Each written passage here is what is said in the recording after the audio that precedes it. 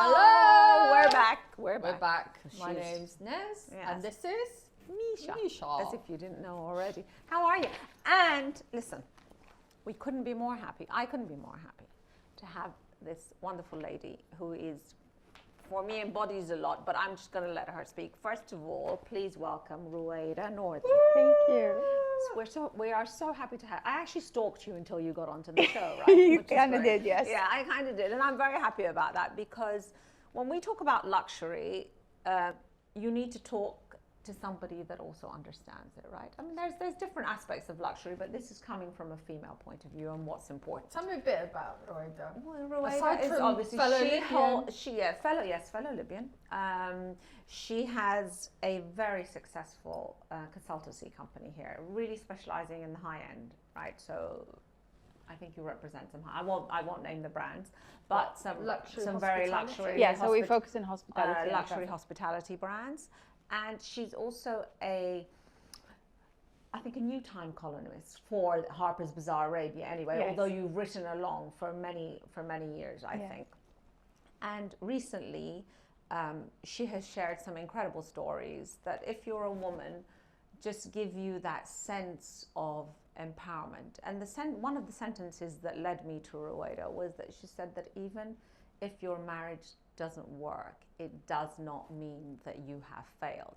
Now, you can talk about luxury as bags and watches and shoes and whatever, but that's not luxury. That's just buying power. For me, luxury is when you reach a point whereby you are free enough to do what you want and what you think is the best for you.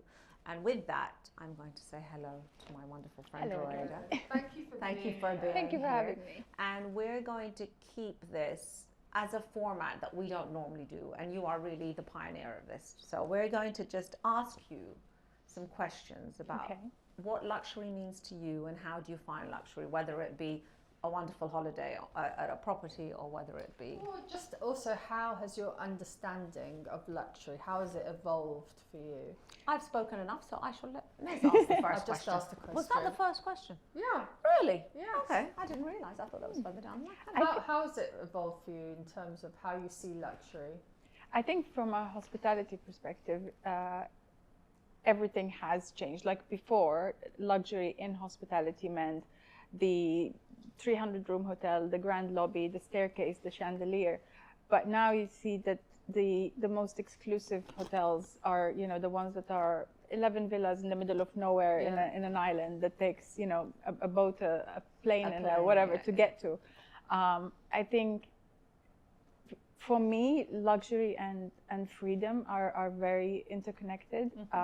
Whether it's if I'm looking like in a hotel or something, like it should be being in an environment that makes you or lets you be free to do whatever you want. So it could be that you want to dress up and you know, I recently went on the Orient Express and you had to dress for dinner. Amazing. You know, That was like a beautiful trip. so that's beautiful, but freedom could also be just being barefoot for a week and like not putting on makeup and not doing and feeling that you still belong.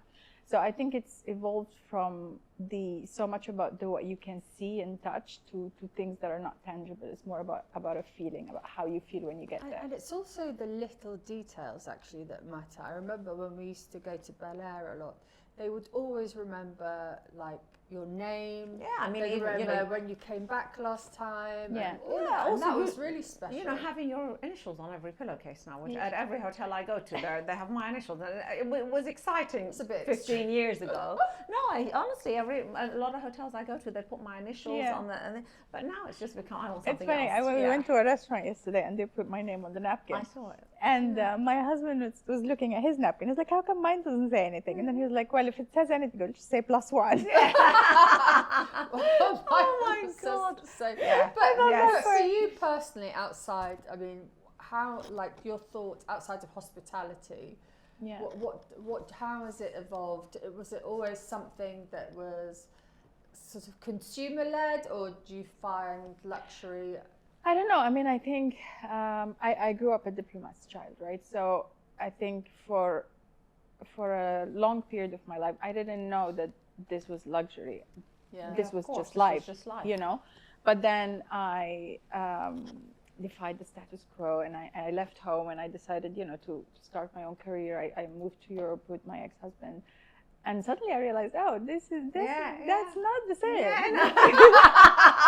Yeah, I remember these bills aren't getting paid to the same level. Actually, Yes. literally, I think the first month I moved to Malta, my ex-husband was going around switching off all the lights and the air conditioning, and he was totally freaking out about the electricity. But I'm like, electricity bill? Yeah, wasn't it?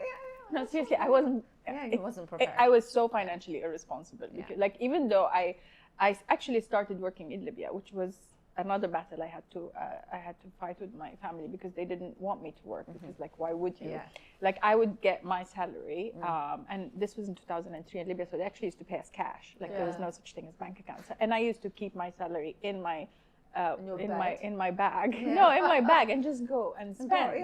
Without thinking. Yeah, So I was very, very financially irresponsible until I got slapped when I moved to Europe. When you moved to Europe and those electricity bills are not paying themselves. God, yes. Anyway, so now in a world where luxury is often associated with material things, which we both like the material things. Yeah, I'm not gonna lie. Consumerism. Yes. I'm not on huge consumerism. How do you balance the tangible with the intangible, with, for example, experiences and well-being and self-care? I think that's a great question. I told you it was a good one. Please, someone say. Is it a soft, touchy spot? It's so competitive. Well, you don't give her a chance to ask any. She asked the first question, Ruwaida. Whose side are you on? Who's your together? Look, like you said, we all love the shopping and the pretty things. And every time I say, okay, that's it, I've got every color of this, and then they just, produce something a shade lighter. And I'm like, I need it in my life. But I think one of the happiest moments for me, and recently, well, not very recent, I think it was April or May.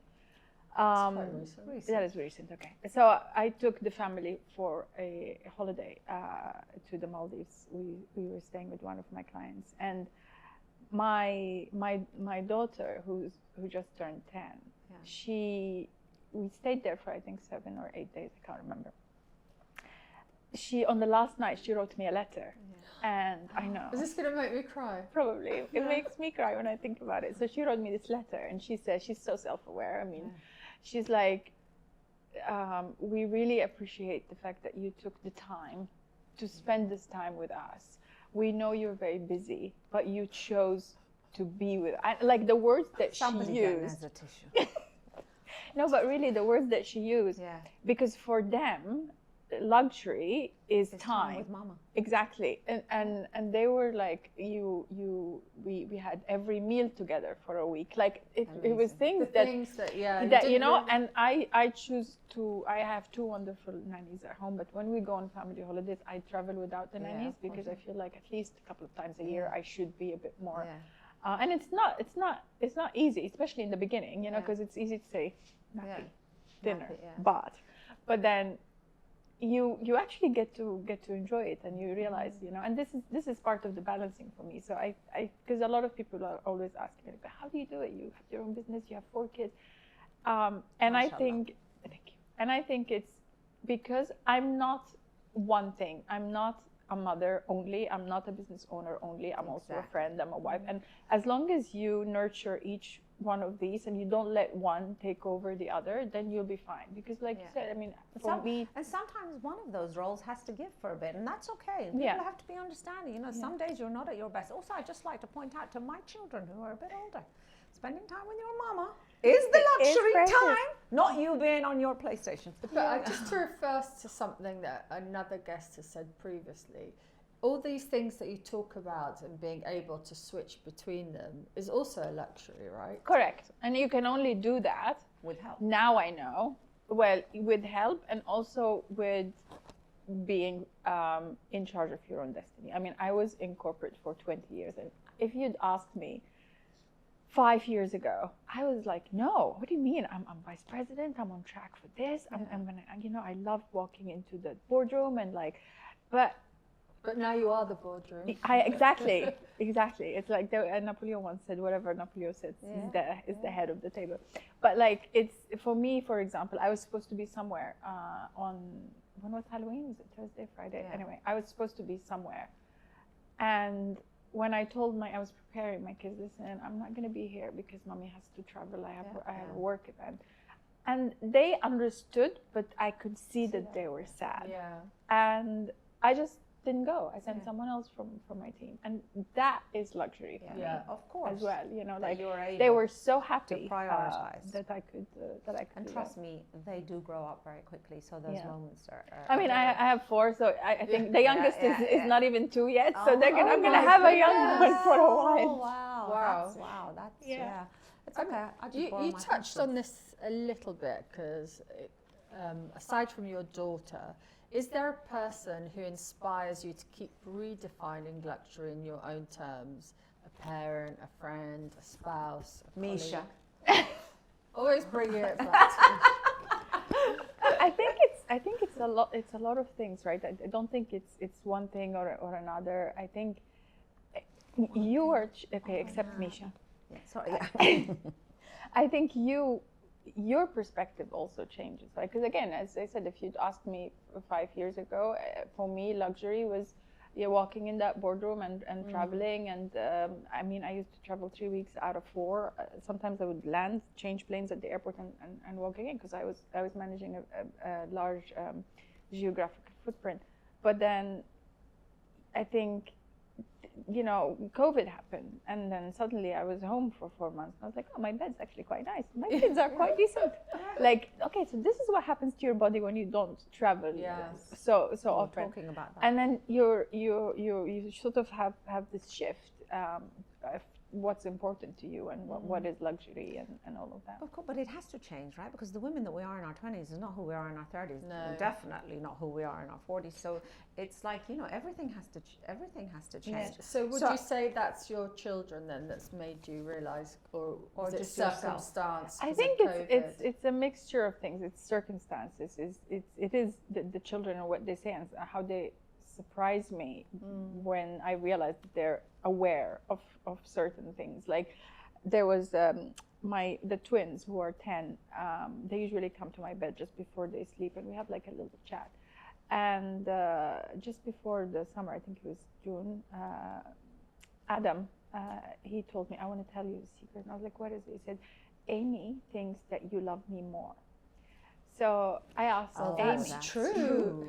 No. I asked Amy, why do you think that? And she's like, because you were always so focused on Adam. Now, Amy is such a high achiever, bless her. She's in like the swim squad, the basketball squad. Like she's AAA student. Adam is not. Yeah. So like I spend time is for them is love as well, right? So I spend time making sure that he does his tutoring and he does this and that, whereas Amy, like she doesn't need it. So I was like, how can I prove to you that that's not true? And she's like, I want you all to myself for a few days. I'm like, okay, fine, we'll take a trip. Where do you want to go? Nice. She's like, somewhere with history and museums. Oh wow. So we went to Rome. We went to Rome, And but again, great. She could have said, "Oh, you buy me something." Yeah, no, it's your time she wants. Although she did make me buy her a Gucci bag when we were in Rome, but her first instinct was, "I want time. I want togetherness." Which is it's lovely, a recurring right? thing, isn't it? The theme of time. So I'm going to move away from families. How do you see the relationship between luxury and sustainability? I mean, we're in this industry, so do you believe the two can go hand in hand? I mean, people can say all they want about, but it's not true. I mean, of course not. They chuck this word, Everyone's on a private jet. Everyone's just exactly. And buying this consumerism is this over-consumerism. Also, in terms of your industry, in terms of the hotels, a lot of them do like to sell themselves as sustainable, but how? I think it depends if people are doing it for the right reasons, right? Because then there's so many ways you can be sustainable. But then there are some that do it just to check a point, just to say that we are sustainable without understanding what it is. Like, I hate walking into, like, I was a hotelier. I am a hotelier, but I was in-house hotelier for 20 years. Like I walk into a hotel and I know what to look for. So if I'm paying £2,000 a night, you better have 3-ply toilet paper. Don't tell me because you're gonna use more if it's cheaper quality, right? Or those shower caps. Like they have these horrible degradable ones that you try to put it on and it just disintegrates in your hand. So you end up using like 6 before you actually find one, and that defeats the whole purpose. I love quilted toilet paper. Yeah, right. I actually bought cashmere ones. What? I know that. I found it last time. I try not to tell so many people because like they think it's a bit extra, but it's so. What, do you wash them and put them back? No, it's toilet paper. It's got toilet paper. Yeah. Do them. Oh, I shouldn't say that. Okay. I didn't hear. No, you didn't hear me exactly. Yeah. So what did? Oh no, it's not my question. Thank well, you. You just jumped in, Mr. Green. I like this. This is actually from a Libyan designer. Yeah, We both met. That's where we first met. Yes, so she was getting into the taxi. I think you thought I was stealing your taxi. Yeah. Probably. I was not. Born in exile. It's not very Yes. good thing. Born in exile. Yes. Yeah. What advice would you give to women, to women who want to make an impact in the luxury world? I think it would be the same for any world. Don't do it for the wrong reasons. Like I don't think anyone should do anything unless they're passionate about it and are actually knowledgeable about it. Like I could have decided, oh, I want to own a luxury whatever, but that's not what I spent 20 years of my life doing. I spent 20 years of my life in hospitality, in luxury hospitality. That's what I know. So that's what I'm going to do, because as corny as it sounds, when you are doing something that you love, it's not really work. Like it's fun. I love what I do, and so I think it's staying true to who you are, what makes you happy. Like what I'm doing now really makes me happy. It's something that I enjoy. It's something that I love. I think sometimes people just think, oh, luxury, it's so glam and so thing. Yeah. But you have to It's work hard work. It's hard It work. is actually Luxury is actually harder work than because your standards. There's higher stakes. Higher stakes. 100%. And the people that are paying you, that are that to provide this service, well, not only are they spoiled, but they're a lot more discerning, right? Yeah. They know what they want. Yeah. So I'm going to say to you, luxury can sometimes feel exclusive or unattainable. Do you feel it should be more inclusive? Are we talking about Hermes? Always talking about her. We're always talking about Hermes. Hermes, give us. Although I did have a lovely experience when I went to London last week. Which store? Sloane Street. Sloane is good. There's a lovely essay. I won't Bond share his is name. the best. Fantastic. I'm not going to share his name, but if you're watching, you know who I am. It's like, I'll take that secret. Yeah. No, they were fantastic. I mean, I didn't get a Birkin, which is what I wanted. I got a Picotin, but it's okay. It's okay. Yeah. But they're nice. No, I mean, look, the service in London, Hermes, is something else. But do we feel it should be more inclusive? I feel it shouldn't be this, because it feels like it's a little bit silly, right? We're not talking It's about a bit- Hermes. Let's not it's a talk bit about Okay. Hermes. We're not talking about Hermes. feels Let's too talk. No, exaggerated. let's talk about luxury as a whole. Really, I mean, if you think, for some people, luxury is flying private. For some people, luxury is being able to see your kids every night before they go to sleep. Because a lot of people have to travel, have to work away from home. Luxury is being able to put food on the table. So everyone's luxury is different. But we're talking here about material luxury in the sense that, do we feel? But then, look at these brands. I mean, the concept of luxury for a lot of people is having LV stamped on everything. I mean, that for me is, I've lost track of the conversation. Well, no, we're talking about, we're not, you haven't, because obviously you haven't followed it correctly. We're talking about attainable luxury for most, right? And everyone's luxury is different. But now, when you're talking about mass luxury and inclusivity, you have that with the LV logos, or with the Gucci logos, or with the Dior logos recently, and that's what people I saw are the buying question into. different, because your luxury seems to be isolating itself. So it's gone from something being special, unique. Then they have this, now they have the queues, or the waiting list, which is fine. Now they have only certain people can buy certain things, like Chanel has their own kind of VIP. You didn't open that store. But they're all kind of going that way. So where does it stop with the prices, with the... I think as long as people are willing to pay for something, there's people who are going to be willing to sell it at a high price. But is that only right? luxury? That it's just high price? I don't think price equates to luxury. Not in my. Well, but this is what, cause I thought we were talking about material things. Yeah. I'm with her now. I'm leaving.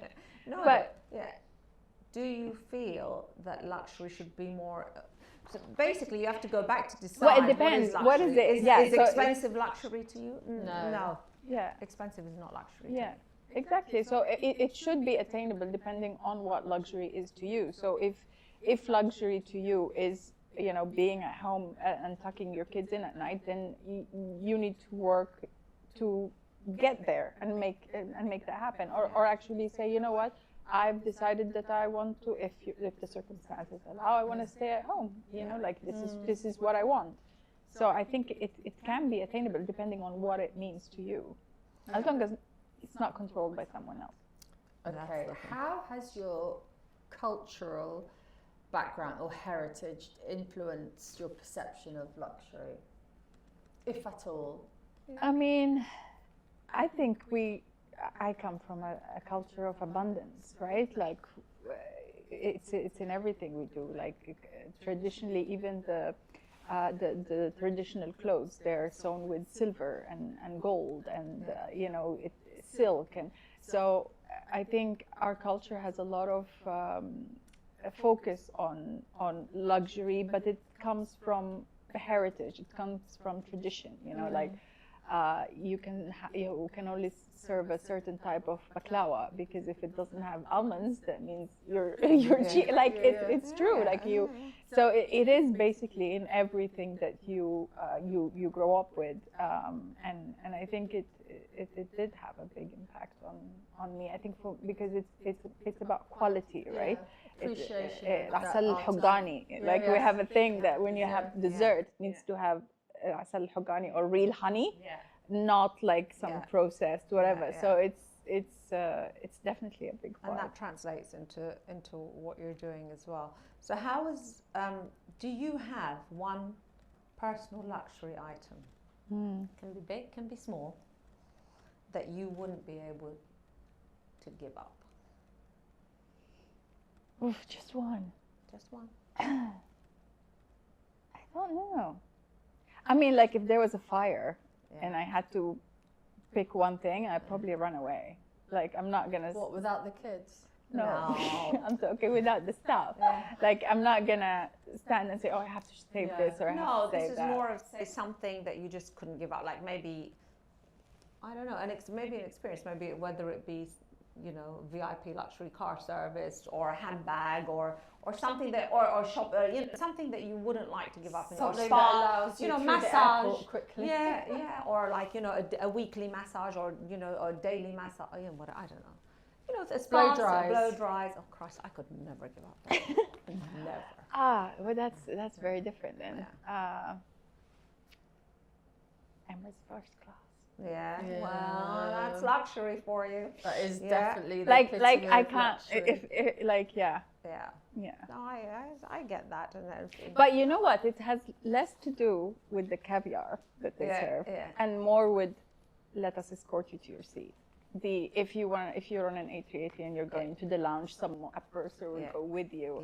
You. Like, you know, it's the little touches. Yeah, I think that's what, you know, our region is really good at, is that taking care of each other, and it's kind of goes into that customer experience as well. Yeah. Well, but that happens with Emirates and British Airways first class. No, I'm talking about brands that stem from the region. Yeah, exactly. It's all about hospitality. I think customer service in the Middle East, but also in the Far East, customer service in the Far East is also exceptional. Yeah, but it comes from a different background. Like it's very different. It's very humble. It's very very service oriented, which sometimes can make you feel a bit uncomfortable when it's a bit too much. You know, like lots of layers that you have to do. Like I forget the word. But here it's efficient. You know, it's quick. Efficiency is luxury. Efficiency, because time is money. Time is up. There you go. Thank you so much. Thank but we're you going to so ask much, a couple of Ruwaida. fun questions, so stay tuned for those. Oh, what are Thank you. We'll see. We'll Thanks see very you soon. much. Take care. Bye.